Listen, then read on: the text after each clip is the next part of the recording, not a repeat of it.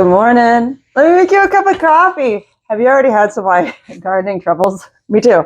These are my cucumber seeds I was all proud about that I had collected because I never collected them before. This is the first time I ever collected seeds. And I tried cucumber seeds. And honestly, I don't think I did it right. I think I collected them when they were too young. These are not mature seeds because they are not growing. And I was kind of like, no, my cucumbers, I was going to make patriotic pickles. I made a flag out of old sheets I cut up and it looks amazing. I wanted cucumbers to grow up and I was going to film in front of it, but no, I don't. And my husband was like, just buy some at the store.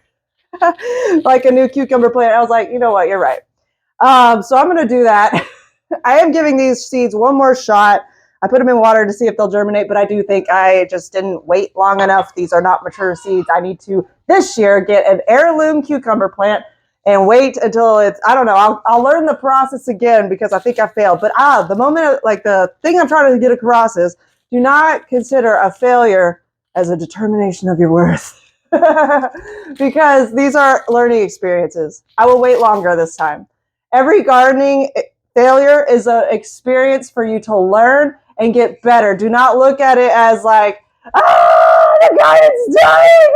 I'll be like, hold up, what happened here? And you get curious about it and you have grit about it too. That is where gardening is successful, for real.